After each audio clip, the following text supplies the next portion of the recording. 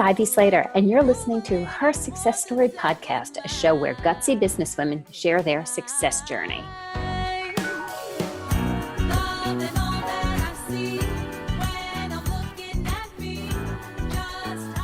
Hi, this is Ivy Slater, and welcome to today's episode of Her Success Story.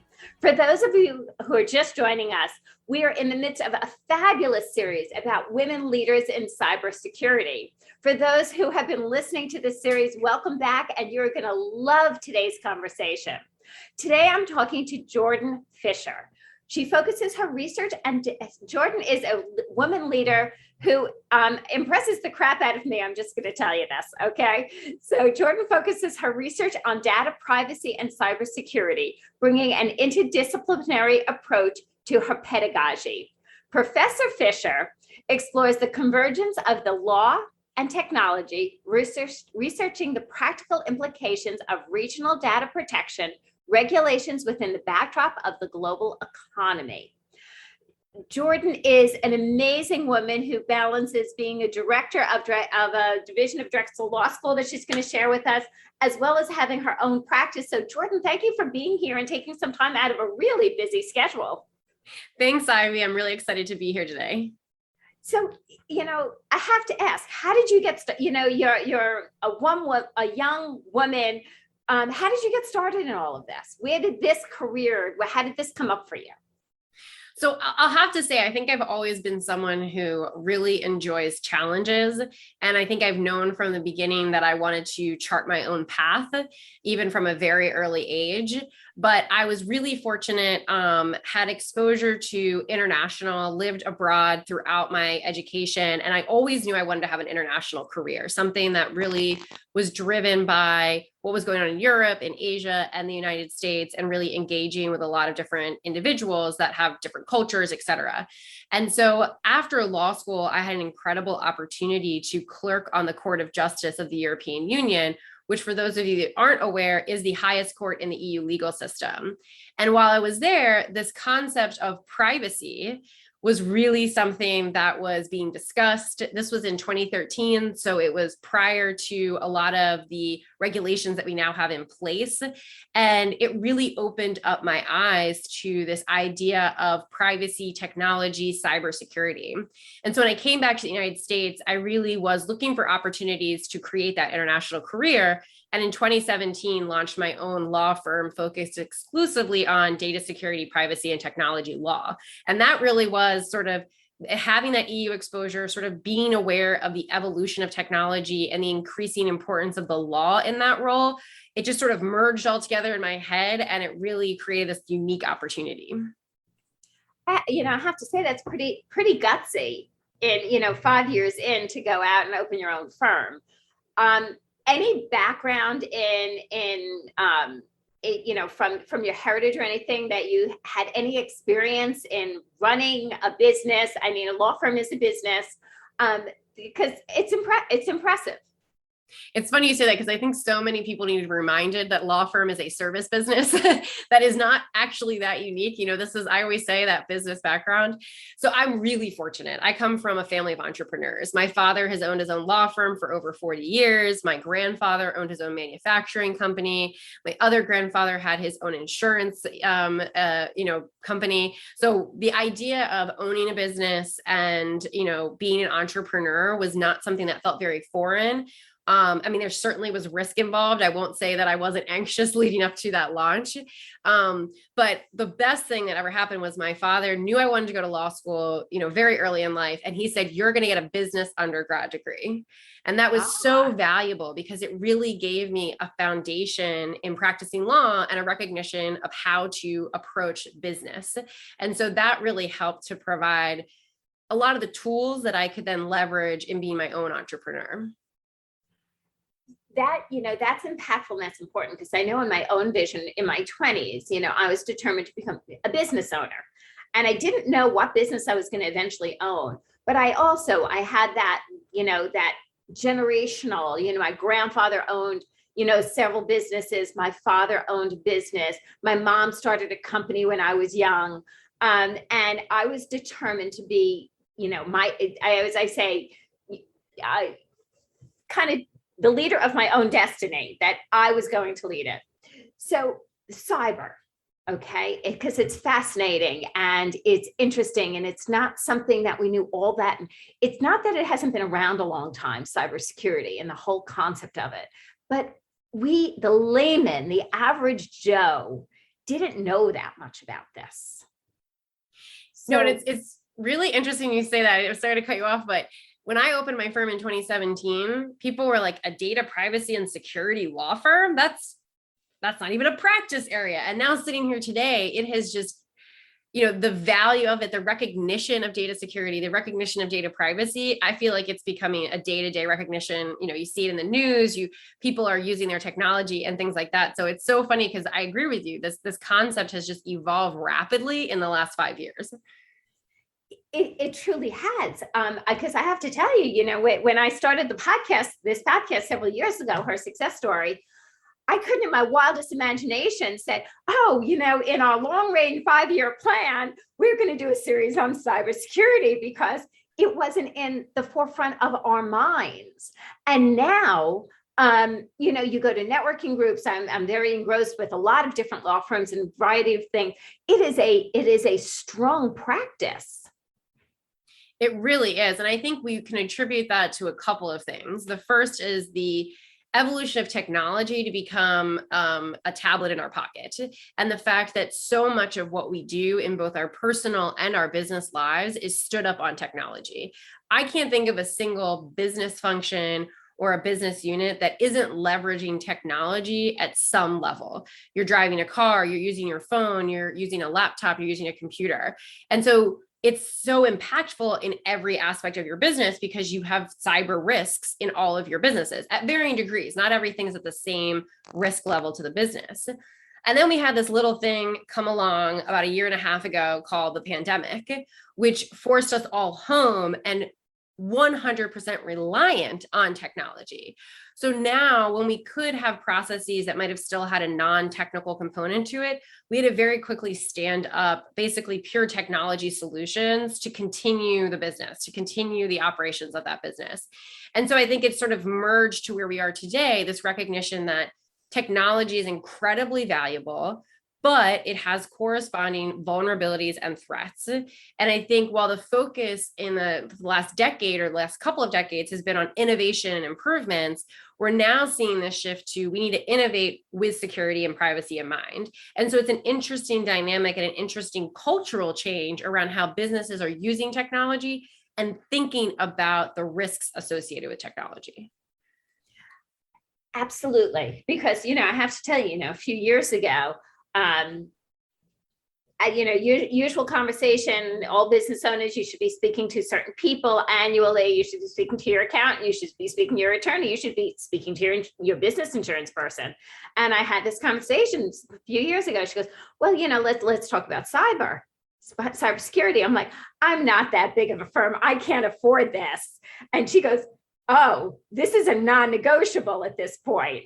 And it was the greatest learning lesson for me, because at that point, this is a few years ago, as I said, I thought it was like, wow, this is going to be hundreds of thousands of dollars and this and that and the other thing. This is what, businesses of 25 million and this, that, and the other thing, they have to be concerned. Of course, Target gets breached, I'm not Target. It was a different perception.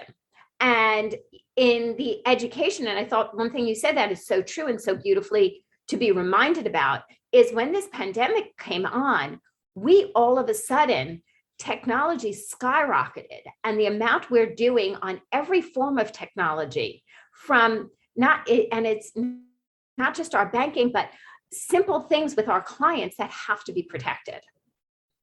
That's 100%. And I think it's just become synonymous with our everyday to be involved in technology. I mean, I can't think, even if you make a phone call today, you're using technology, you're using a smartphone, you're using some form of technology that's been developed. And so it's just that much more important. And I think one thing, and this is why I really love where I sit in this space, is the education side. And you really touched upon it. We need to educate people around cybersecurity and data privacy, because so often I hear, what does it matter? I'm a small mom and pop, or, I'm a pizza shop, I'm whatever. And it matters because you do have confidential information, you have business sensitive information, you might have personal information on individuals, you have a reputational risk in wanting to sort of continue to provide goods or services to your clients. And so you do matter, right? And taking steps, maybe not the steps that a large multinational corporation would take, but small steps, right? Multi-factor authentication on your devices. That's a small step. It's often free. And it's something that small businesses can do that significantly decreases sort of their risk and their threat profile. But then it's also just educating users. I think so many people get confused. There's so much misinformation in headlines, there's scare tactics. So it's really educating from the first time they have sort of access to technology all the way up through to when you're older and you're maybe using technology in a different way, and making sure you understand so that you are an informed user of technology instead of someone who's just using it and hoping for the best outcome, which in today's world might not be the best approach to technology. Very true. And I love that, you brought up the fact of education. So I have to ask. So you started practice in 2017, and then in building a practice, which takes time, it takes networking, it takes, time to hire and et cetera, depending upon how you're scaling. You become a professor as well. How did that evolve? So actually the professor came first. So in 2015, I started teaching at Drexel University's Klein School of Law. I was teaching EU and international law, and I really enjoyed it. And really, I think it was a combination of both the practice and actually the academic world recognizing the need to educate individuals on data security and data privacy, which is why they both sort of grew at the same time. And I frankly love it. I think that both inform the other very nicely. So I'm currently the director of the Center for Law and Transformational Technology, which was recently launched at the Klein School of Law. And in that capacity, I get to work with researchers all over the world and really delve into how things are being developed, working on policy and regulatory initiatives, working with stakeholders to really understand the nuances of technology, the law, and how they interplay together. But then it's really hard in this world to sit just in the academic because there are really so many practical implications. And while we might theorize about policy and sort of initiatives, we have to see how it works in practice. We have to see the use cases. We have to see how businesses are evolving around that. And so my private practice really allows me to work on the ground with multinational companies to see how they are in fact addressing these legal, regulatory, and policy changes around data security, privacy, and technology. And so I don't really see them as two separate sort of distinct roles. They both inform each other, and I'm a better lawyer for having this academic side, and I'm a better academic for having the practical firsthand knowledge of what companies are doing around privacy, security, and technology. And so for me, they really melded incredibly well. They continue to meld incredibly well. And I just really feel very fortunate that at this stage of my career, I've managed to find two areas that I really enjoy and have them work together, frankly. So I have to ask, because we always have a lot of listeners who are women leaders in their own right, who are balancing a lot of things on their plate, and we'll always take any tip we can get. How do you balance this all? Are you starting your day at 5 a.m.? Are you going till midnight? How are you balancing it all? Because in teaching, there's prep, right? And there's follow-up, there's grading, there's all of that stuff. In running a practice, there's working with your clients, there's getting the work done, there's managing, then there's growing the practice. How are you managing the balance of it all? Yeah, and so I think there's good days and bad days, to be completely candid. So there, I think. Yeah. One of the challenges with a practice is that I can't always anticipate the needs of my clients on a day-to-day basis. Things happen, emergencies pop up, et cetera. I think it's a lot of just being really organized. I am viciously organized in a lot of ways, really having an understanding of sort of what I'm going to need to block off, setting expectations. I really try to work with my clients and my students to say, I play these dual roles. I might not be able to get on a call when I'm in class. Being very forward thinking and setting those expectations, I think, is incredibly important. And then a recognition that I can't do it all. And this is something that I candidly continue to struggle with, because I'm really fascinated by everything and I am a yes person, but I think it's also stepping back and saying, is this yes going to get you to where you want to be? Or is this just a yes because you're interested in it? And maybe that yes is I can't do that, but I want to just keep me in the loop. And if I have the time, I'd love to get involved at some point. So, I think it's just constantly balancing all of that. But my number one thing is vicious organization and calendar management are probably the two number one things that I really try to focus on a day-to-day basis. I happen to agree with you. One of the things I go into a lot of firms and organizations and talk about is calendar management. Mm-hmm. And I love when you said blocking off, because I'm a firm believer. If you don't block it off, it doesn't get done. That's 100%. And there's different techniques. I'm a very big fan of Cal Newport, who is an academic who writes a lot about working and how to sort of balance different, work priorities. And he has a book called Deep Work, which is really around the idea that you sort of need to block off time to do deep work, because we all need to have opportunities to delve into topics. Even if you're at the management level, where a lot of your tasks are more assigning work and sort of responding to asks, you still need time to sort of do some deep work. And his whole theory is sort of thinking about, one, when are you most effective? So I'm a morning person. I would rather wake up from 6 to probably 11 a.m. I'm more productive than 11 a.m. to 5 p.m. It's just how my body is sort of, geared and how I run. So it's one, recognizing when are you most productive, and then really being viciously sort of blocking off that time to say, I'm going to block off 2 hours, whether that's 8 to 10, 9 to 11, whatever it is. And that's my time. I'm not going to respond to emails. I'm not going to take phone calls. I'm not going to do anything. That's my work time. And then, putting all those emails into a later time. And it takes a lot of communication with your team, with the people who are expecting things from you. And sometimes it works and sometimes it doesn't work. Sometimes it takes a little evolution on your part to understand that. But that's something that I'm always constantly striving for. There's no such thing as perfection. So some days it works, some days it doesn't work. But I think it's a good technique. And he has a lot of really good techniques in his book that I would recommend people to take a look at if you're looking to try to think about how to arrange your day in a way that's most productive for you. It allows you to get things out the door. Absolutely. And I happen to agree with you. I think perfection is so overrated. And I'll say 1,000 times a day, done is better than perfect. Yes. So one last question. In this journey, okay, you have done so much in business-wise, a very short period of time. Has anything really surprised you, or as you've navigated it? We're learning more every day. We're consistently learning. Great leaders who show up with an attitude to learn, always, go the longest mile. But there's always things that surprise us in this journey. What has surprised you? That's an interesting question. I also love that you call it a journey, because I really do view it the same way. I always tell my clients you're embarking on a privacy and security journey. And I really love that terminology. I think what has surprised me the most is how amazing your community is. And I would not be where I am today if I didn't have the incredible support of my family, my friends, my, professional community, and really, helping to push me along, helping to open up doors, just the willingness of people to hear your story. And then to say, I know someone you should talk to.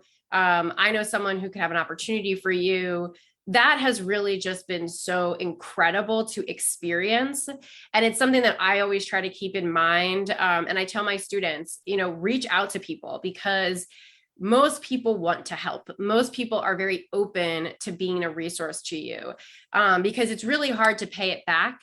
And so the best thing you can do is pay it forward. And I really have found for so many people, they are just incredibly welcoming, incredibly helpful, really always willing to have a conversation. And so that has been the most surprising to me and the most heartening to me, and something that I just feel incredibly thankful for every single day. I think that is one of the greatest things that I have heard and been reminded of. Don't look to pay things back, pay them forward. Jordan Fischer, how can our audience and listeners continue to learn more about you and to reach out and get in touch and follow you? So you can reach out to me on LinkedIn, look me up, Jordan Fischer, follow me on Twitter, which is at JFischer Esquire.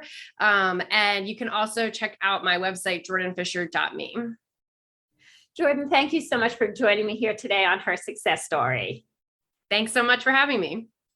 And listeners, remember, this is how we close the show, and we are consistent with it. Take a moment. If you gave this time to listen to, take that moment and identify what the biggest takeaway was. What meant something to you? Make a note of it below, and then commit to the action you're going to take from taking that away. Always, what growth is about continuous action forward, listening, learning, and growing. Thank you for joining us. Feel free to hit subscribe as we come into your inbox every Monday morning. And we'll see you on your local podcast app. Till next time.